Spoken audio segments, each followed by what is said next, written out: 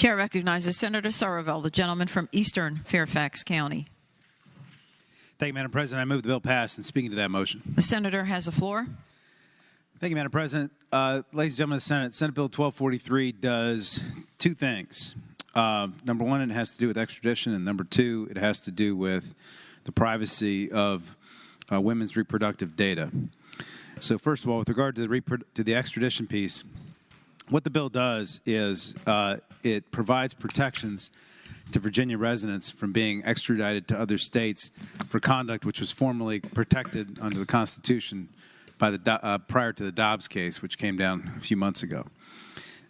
Just to give you an example, for example, if there was a doctor who decided to prescribe medication to somebody in the Commonwealth who then took that medication back to a state where that state decided to criminalize certain conduct by women, and the prosecutor back there decided they wanted to prosecute the Virginia doctor, this would give that Virginia doctor the ability to fight that extradition from being sent by the Virginia governor back to the state where they're being prosecuted. For example, maybe Alabama. I would just note the Attorney General of Alabama was recently quoted in the paper as saying that they were open to prosecuting women for violating various statutes they passed down there, putting them in jail. So this kind of protection would be helpful for doctors like that. The second thing this bill does is, if you read down from line 30 on down, it amends the Consumer Protection Act of Virginia, and it gives Virginians a cause of action against any company which sells or releases women's personal reproductive or sexual health information without the consent of the consumer. And that's defined as, the definitions for that you can see down below, but it can include lots of different things, such as women who voluntarily are keeping their menstrual cycles in their tracker apps. It could include, for example, location tracking. I would note that there's been many publications recently that have noted that Google and other data providers have the ability to track and see which kinds of businesses that you go in and out of, and that would include abortion clinics. I would tell you right now, if anybody wants to come over and see where I was any day of the last 5 years, I have my location history in my Google Maps. I can show you up to the minute where I was, if I was moving, how I was moving, when I was walking or in a car or a train or a bike or a plane, what business I was in.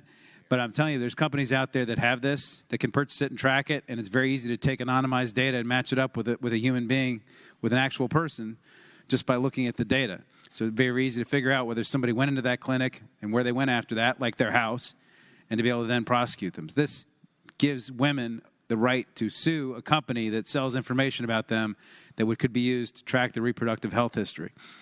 And the reason that's important is because we also passed legislation 2 years ago, the Consumer Data Protection Act, by the senator from I don't remember which part, Western Fairfax, and that act only gives one person the ability to sue to protect your data, and that's the Attorney General of Virginia. And I'm pretty sure the Attorney General is not going to be suing to protect women's reproductive health history, given his views on such issues.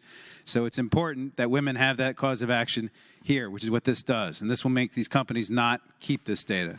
So I would hope we could pass this legislation, make sure our Virginia's women can have confidence that their data is not going to be spread, and that if an out-of-state prosecutor chooses to prosecute them for exercising what were formerly their constitutional rights, they won't be extradited by our governor.